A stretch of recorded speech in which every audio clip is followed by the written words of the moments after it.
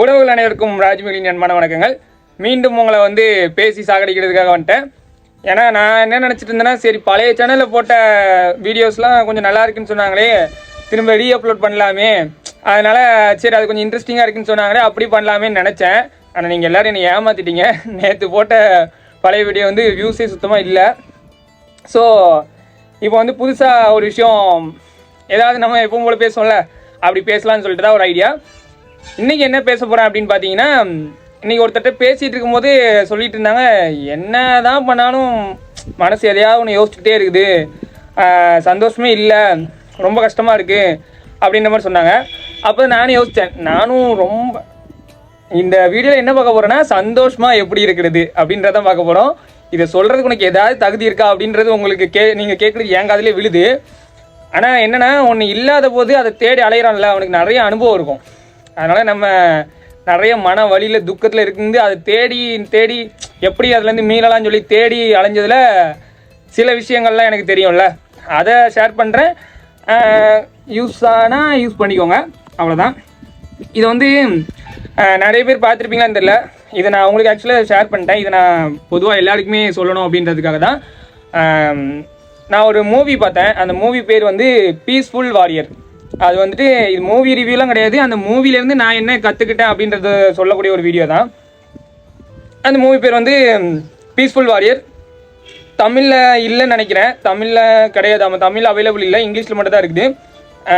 நமக்கு கொஞ்சோண்டு English knowledge இருக்குது. இங்கிலீஷ் நாலேஜ் கிடையாது, இங்கிலீஷ் லாங்குவேஜ் தெரியும் அப்படின்றதுனால அது கொஞ்சம் புரிஞ்சிச்சு. அந்த படத்தோட இது எப்படின்னா, ஒரு ஒலிம்பிக் பிளேயர், அவர் ஹீரோ ஒரு ஒலிம்பிக் பிளேயரு. அது அந்த கேம் பேரில் எனக்கு தெரில. ஆக்சுவலாக நான் கேம் சைடில் கொஞ்சம் வீக்கு. ஒரு கம்பியை பிடிச்சிட்டு அப்படி சுற்றுவாங்கள்ல, அந்த மாதிரி ஒரு கேம் தான் அது. அந்த கேம் நேம் சரியாக தெரில. அந்த கேமில் ஆல்ரெடி அவர் பெஸ்ட்டாக இருப்பார்.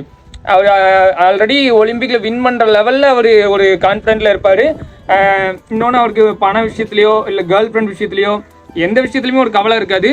ஸோ ரொம்ப ஒரு ஹாப்பியான பர்சன். ஜாலியாக அவர் பாட்டுக்கு லைஃப்பை அப்படி, அவங்க ஃபாரின் கல்ச்சர் அப்படி தானே இருக்கும். இது ஒரு ஃபாரின் பேஸ்ட் மூவி தான்.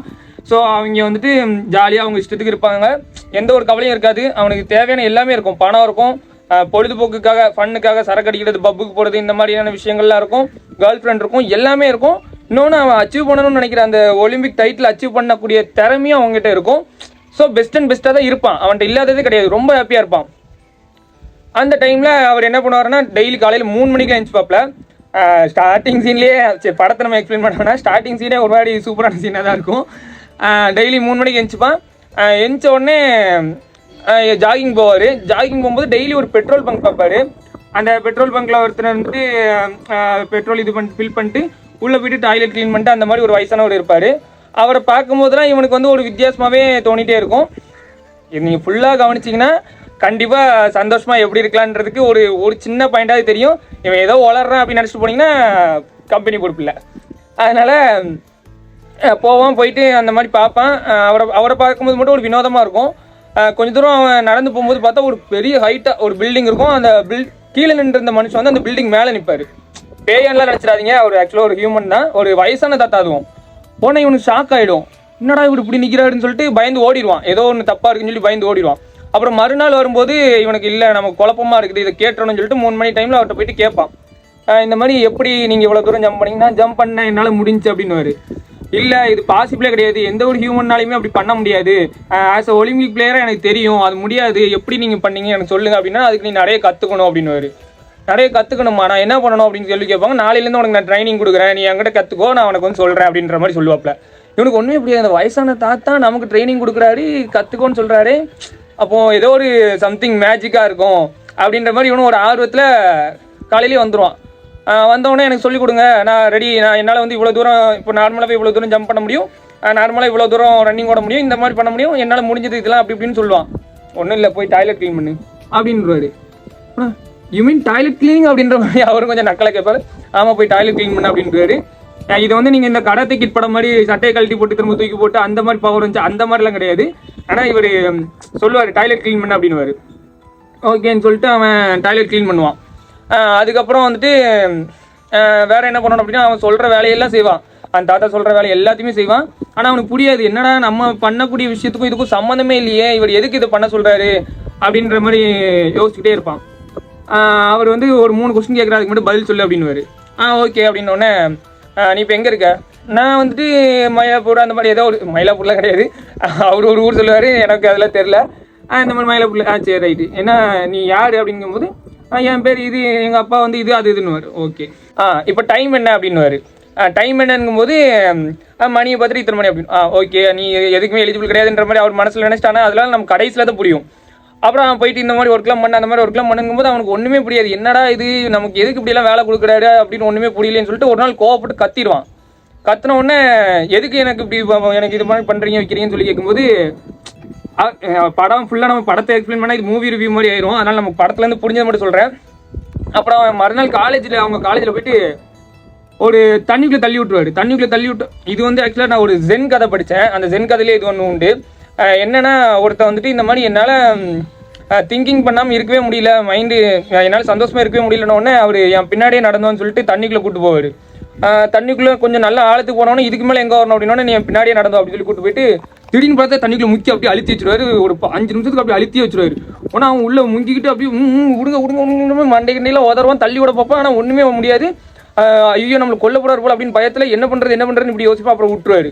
விட்டோன்னே வெளியில் வந்தோடனே, இப்போ நீ என்ன யோசிச்சுட்டு இருந்தா அப்படின்னுவாரு. என்னைய நீ பைத்தியக்காரனையா, நீ தண்ணிக்குள்ளே முக்கி வச்சுட்டு அப்படின்னு.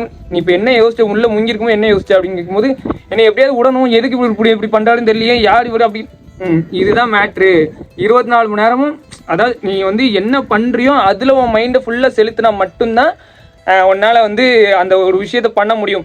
அப்போ தண்ணிக்குள்ளே முங்கியிருந்தா அந்த மாதிரி இது பண்ணால் வந்து சந்தோஷமாக இருக்குமா அப்படின்னு கேட்டால் அப்படி இல்லை. ப்ரெசென்ட்டில் இருக்க முடியும். நீ வந்து பாஸ்ட்லலாம் இருக்கக்கூடாது, ப்ரெசென்ட்டில் இருக்கணும் அப்படின்றதுக்கான ஒரு விஷயந்தான். எல்லா இடத்துலையுமே நீங்கள் வந்து யாராலுமே அது பாசிபிள் கிடையாது. அப்படி ப்ரெசென்ட்லேயே இருக்க முடிஞ்சால் அவன் மனுஷனாகவே இருக்க முடியாது, முனிவர் அந்த ரேஞ்சுக்கு தான் இருக்க முடியும். ஆனால் மேக்ஸிமம் நம்ம ப்ரெசென்ட்டில் இருக்க ட்ரை பண்ணணும் அப்படின்றத அந்த கதையோட ஒரு கருத்தாக இருக்கும். இந்த படத்துலேயும் அந்த ஒரு சீனை யூஸ் பண்ணியிருப்பாங்க. அவனை வந்து தண்ணிக்குள்ளே தள்ளி விட்டுருவாரு திடீர்னு. இப்போ எதுக்கு நீ இப்போ எஞ்சி வந்தோன்னா அவன் கோம கத்துவான், எதுக்கு என்னை தள்ளி விட்டுருவா அப்படின்னு கேட்கும்போது, இப்போ நீ தண்ணிக்குள்ளே விழும்போது என்ன யோசிச்ச?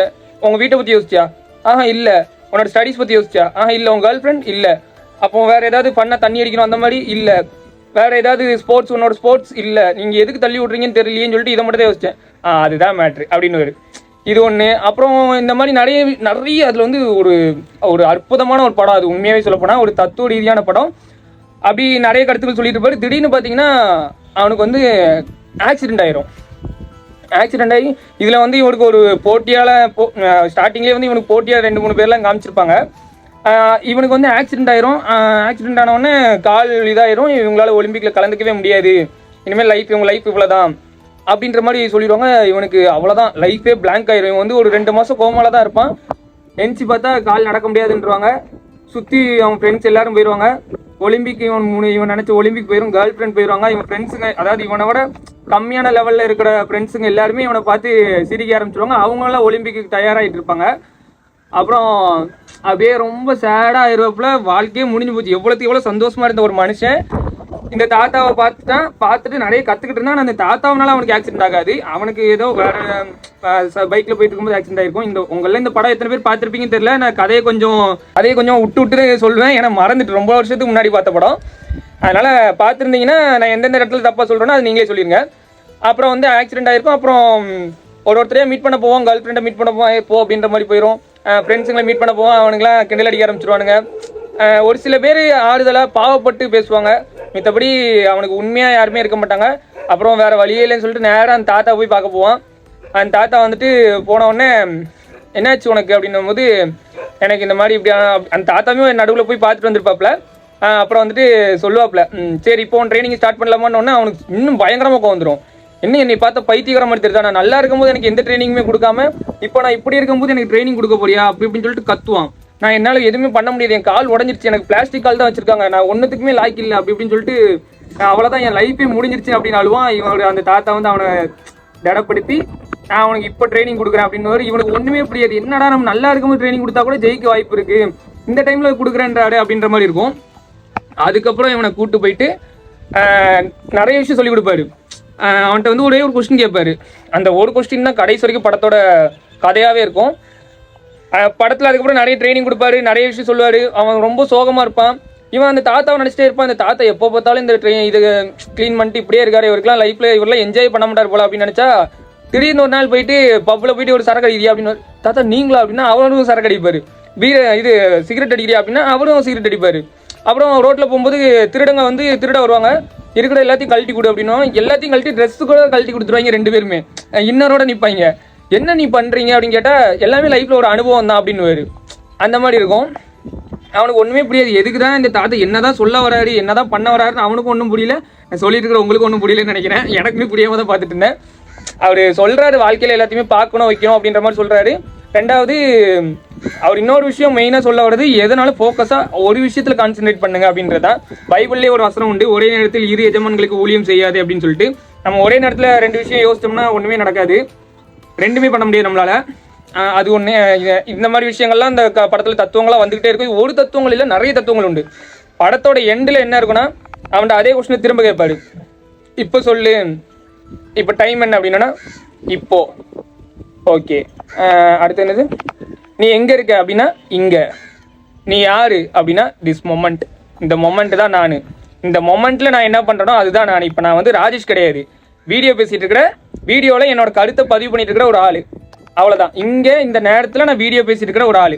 இப்படி நம்ம ஒவ்வொரு இடத்துலையும் நம்ம இந்த நேரத்தில் இந்த இடத்துல இங்கே யார் நம்ம அப்படின்றத நம்ம புரிஞ்சுக்கிட்டோம்னா அந்த இடத்துல மட்டும் நமக்கு மைண்ட் இருக்கும்.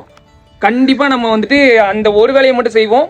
வேறு எந்த ஒரு பாஸ்ட் ப்ரெசன்ட், இப்போ வேறு எந்த ஒரு பாஸ்ட் ஃபியூச்சர் எதுவுமே நம்மளை டிஸ்டர்ப் பண்ணாது. இப்போ நீங்கள் ஒரு ஃபோன் எடுத்து பேசுகிறீங்களா, அப்போ உங்கள் மைண்டு, இப்போ நீங்கள் ஃபோன் பேசிட்டு இருக்கும்போது நீங்கள் யார் அப்படின்னா, நான் ஃபோன் பேசிட்டு இந்த நேரத்தில் இவங்கக்கிட்ட ஃபோன் பேசிட்டு இருக்கிற ஒரு நபர், அப்படி தான் இருக்கணும் மைண்டு. அதை விட்டு நான் ஃபோன் பேசிட்டே மேலே அப்படியே ஏதாவது ஃபேனுக்குன்னு பார்த்துட்டு இருந்தோம்னா அப்போ அது இல்லை. நம்ம அந்த நேரத்தில் என்ன பண்ணுறோமோ அது மட்டும் தான் நம்ம மைண்டில் இருக்கணும் அப்படின்றது தான் இந்த படத்தோட ஒரு மெயின் லைனாகவே இருக்கும். அது மட்டும் இல்லாமல் நிறைய சொல்லியிருப்பாங்க அந்த படத்தில். இந்த படம் பார்த்து முடிச்சோடனே நமக்கு லைஃப் இப்படி தான் மாற்றிக்கணும் போல் அப்படின்னு நமக்கு ஒரு ஆசை இருக்கும். அவ்வளோத்துக்கு அந்த படத்தில் இருக்கும். இப்போ உங்களை தேடி ஒரு பிரச்சனை வருது அப்படின்னா அந்த நேரத்தில் மட்டும் அந்த பிரச்சனையை ஃபேஸ் பண்ணுங்கள். உங்கள்கிட்ட யாராவது சண்டைக்கு வராங்க, இல்லை ஏதோ ஒரு பிரச்சனைக்காக வராங்க, நீங்கள் ஒன்றுமே பண்ணாமல் உங்கள் மேலே குறை சொல்லிட்டு வராங்கன்னா அந்த நேரத்தில் அந்த பிரச்சனையை ஃபேஸ் பண்ணுங்கள். அது முடிஞ்சிட்டா அடுத்து நீங்கள் வீட்டுக்கு போகிறீங்களா, வீட்டில் என்ன இருக்குது, வீட்டில் என்ன பண்ணணும், அந்த மாதிரி உங்கள் மைண்டை நீங்கள் அதுதான் படத்தோட கதையே. அதுதான் இந்த இப்போ நான் யார் அப்படின்னா வீடியோ பேசிகிட்டு இருக்கிற ஒரு நபர், வீடியோவில் வந்துட்டு நான் எனக்கு தெரிஞ்சதை சொல்லிட்டு இருக்கிற ஒரு நபர். இப்போ நீங்கள் யார் அப்படின்னு பார்த்தீங்கன்னா என்னோட வீடியோவை பார்த்துட்டு இருக்கிற ஒரு நபர், அவ்வளோதான். நீங்கள் வந்து யாரோ, நீங்கள் கார்த்திக்கோ ரமேஷோ சுரேஷோ யாரோ ஒருத்தர், ஆனால் இந்த நேரத்தில் நீங்கள் வந்து வீடியோ பார்த்துட்டு இருக்கிற ஒரு நபர், அவ்வளோதான். அந்த மாதிரி நம்ம ஒவ்வொரு இடத்துலையுமே நம்ம மைண்டை மாற்றிக்கிட்டோம் அப்படின்னா நமக்கு வந்துட்டு எந்த ஒரு கவலையுமே இருக்காது. ஏன்னா நம்ம பாசிட்டிவ் நினைக்க போகிறதில்ல, ஃபியூச்சரையும் நினைக்க போகிறதில்ல. பாஸ்ட் ஃபியூச்சரை நினைக்காம ப்ரெசென்ட்டில் இருந்தாலே நமக்கு பாதி ப்ராப்ளம் சால்வ் ஆயிரும். இதுதான் இந்த படத்தோட ஒன்லைனாக இருக்கும். இதோட அந்த படம் முடிஞ்சிடாது. அதுக்கப்புறம் அவன் அதெல்லாம் புரிஞ்சுக்கிடுவான். ஓகே, அப்போ நம்ம இந்த நேரத்தில் இதுதான் நம்ம, இப்போ இந்த நேரத்தில் என்ன செய்கிறோமோ அதுதான் நம்ம அப்படின்றது புரிஞ்சதுக்கப்புறம் ட்ரைனிங் நல்லா எடுத்துட்டு கடைசியில் ஒலிம்பிக் போகிறதுக்கு முன்னாடி நான் உனக்கு ஒன்று காட்டணும் அப்படின்னு விட ஒன்று. இது ரொம்ப முக்கியமான விஷயம். இது ஃபுல்லாக பாருங்கள். ஒலிம்பிக் போகிறதுக்கு முன்னாடி நான் உனக்கு காட்டணும் அப்படின்ன உடனே சரி என்னவோ ஏதோ ஒரு முக்கியமான விஷயத்தை நமக்கு சொல்ல போகிறாரு போல, முக்கியமான அதிசயத்தை சொல்லிக் கொடுக்க போகிறாரு போலன்னு சொன்னோன்னா சரி நான் வரேன் எனக்கு கண்டிப்பாக எனக்கு காட்டுங்க அப்படின்னு சொல்லும்போது கூட்டு போவார். ஒரு 15-20 கிலோமீட்டருக்கு மேலே நடத்தியே கூட்டு போவார். காடு மேடுலாம் ஏறி கடைசியில் ஒரு மலை உச்சி கொண்டு போயிட்டு இன்னும் எவ்வளோ தூரம் போகணும் அப்படிங்கும்போது வந்துட்டோம் அப்படின்னுவான். அண்ணா வந்துட்டோமா, இங்கேயா அந்த வியூ அப்படின்வான். வியூலாம் கிடையாது, வேறு இந்த இடமா, இந்த இடத்துல ஒன்றும் அப்படி ஸ்பெஷலாக தெரியல அப்படி அப்படின்னு சொல்லுவான்.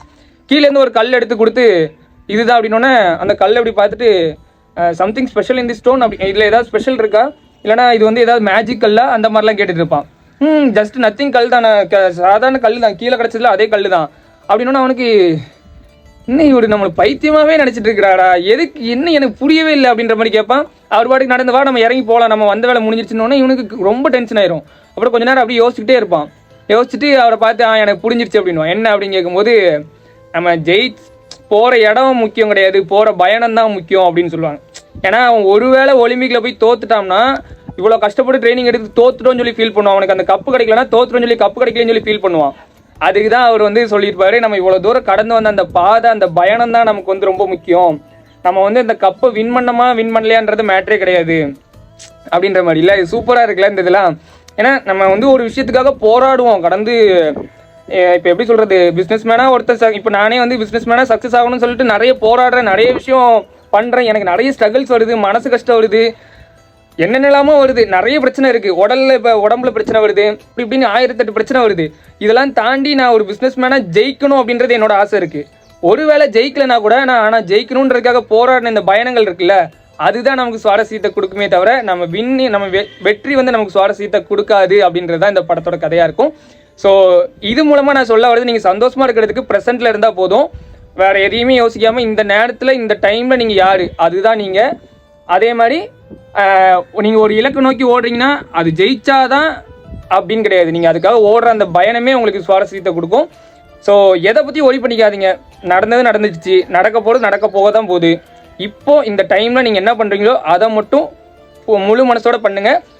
இது எத்தனை பேருக்கு இன்ஸ்பயராக இருக்கும், இல்லை இதெல்லாம் எங்களுக்கு தெரியண்டா போடா அப்படின்னு எத்தனை பேர் சொல்கிறீங்க, இல்லை நீ மூட்டு கிளம்பு எனக்கு தெரியும் அப்படியே ஒரு பெரிய இது அப்படி இப்படின்னு சொல்கிறவங்களாம் இருப்பீங்க. அவங்களாம் கமெண்ட்டில் ஒரு பக்கமாக கதறிக்கோங்க. ஆனால் ஒரு சில பேருக்கு இது வந்து யூஸ்ஃபுல்லாக இருக்கும் அப்படின்றதுனால இதை சொல்கிறேன். அப்புறம் நெக்ஸ்ட் வீடியோவில் நம்ம என்ன பார்க்க போகிறோம் அப்படின்னா, தி சீக்ரெட், ரகசியம் அப்படின்னு சொல்லிட்டு ஒரு புக்கு உண்டு. இது ஏகப்பட்ட பேருக்கு தெரியும், தமிழ்நாட்டிலையுமே நிறைய பேருக்கு தெரிஞ்சிருக்கும். ஒருவேளை உங்களுக்கு தெரியலன்னா அந்த புக்கை தயவு செஞ்சு வாங்கி படிங்க. உண்மையாகவே ஒரு அற்புதமான, அது ஒரு பொக்கிஷனே சொல்லலாம், சூப்பரான ஒரு புக்கு. நான் இது வந்து 12th படிக்கும்போதே வாங்கி படிச்சிருக்கிறேன். அப்போவே வந்துட்டு நெட்லலாம் தேடி படித்து அதில் ஏதோ ஒரு பெரிய விஷயம்லாம் இருக்குன்னு சொல்லிட்டு நிறைய படிச்சிருக்கிறேன். இப்போ அந்த புக்கையும் வாங்கி வச்சிருக்கிறேன். இது வந்து இப்போது சில பேருக்கு படிக்க முடியாது, இல்லைனா இதெல்லாம் மறந்துருப்பீங்க, இல்லை இதெல்லாம் எனக்கு தேவையில்லை அப்படின்னு சொன்னீங்கனாலும் ஒரு டைம் நாளைக்கு நான் அதை வந்து உட்காந்து படிச்சுட்டு அதை பற்றி ஒரு சின்ன எக்ஸ்ப்ளனேஷன் கொடுக்குறேன். சிம்பிளாக புரிகிற மாதிரி சொல்கிறேன். அது உங்களுக்கு வாழ்க்கையில் ரொம்ப யூஸாக இருக்கும். தெரிஞ்சவங்கன்னா விட்டுருங்க, தெரியாதவங்க இல்லை தெரிஞ்சுக்கணும்னு ஆசைப்படுறவங்க கண்டிப்பாக நான் சிம்பிளாக எக்ஸ்பிளைன் பண்ணுறேன், பார்த்துட்டு எப்படி இருக்குன்றதை சொல்லுங்கள். ஸோ இந்த வீடியோ எப்படி இருக்குன்றதை மறக்காமல் கமெண்ட்டில் சொல்லுங்கள். ஸோ இனிமேல் நான் வந்து நீங்கள் பழைய சேனல் வந்தோன்னே பழைய சேனலே போய் பாருங்கள். இந்த வீடியோ இதில் வந்து நான் இந்த மாதிரி புது கண்டென்ட்டாகவே போடுறேன். ஸோ நெக்ஸ்ட் வீடியோவில் உங்களை சந்திக்கிற வரை உங்களிடம் வருவது உங்கள் ராஜ்மயிலி. பாய்.